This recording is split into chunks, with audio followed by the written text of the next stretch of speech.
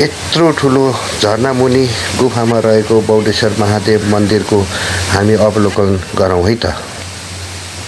ल अब चाहिँ हामी बौडेश्वर गुफाभित्र प्रवेश गर्न लागिरहेको छौँ है।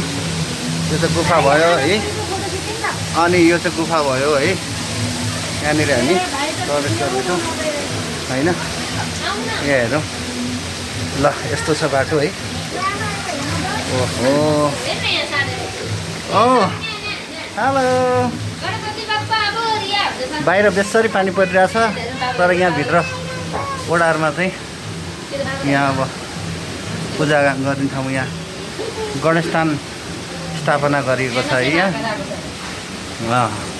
र यहाँ माथि चाहिँ पानी चुहिरहेछ यसरी, तप तप तप तप तप तप पानी चुहिरहेछ होइन। यहाँ चाहिँ ढुङ्गै ढुङ्गा छ मुनि। यहाँबाट चाहिँ अब हामी दर्शन गर्ने ठाउँमा पुग्दैछौँ र यहाँ सफा गर्दै हुनुहुन्छ यहाँ है। यताबाट पनि निस्किने बाटो रहेछ नि त, पहिला त थिएन जस्तो लागेको थियो।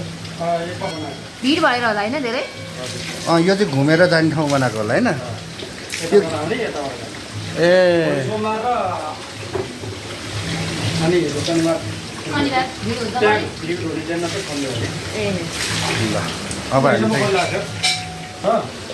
अब यहाँबाट पनि अझ भित्र जानुपर्छ है हामी। अनि गुफा भित्रै पुग्नुपर्छ। धेरै अगाडि आएको थिएँ म अहिले। अब चाहिँ हामी मुख्य बौडेश्वर मन्दिर रहेको स्थानमा आइपुग्यौँ है। ल ल हेर्नुहोस्, यहाँ गुफाभित्र पानी आइरहेको छ चारैतिरबाट। यता जय शम्भो।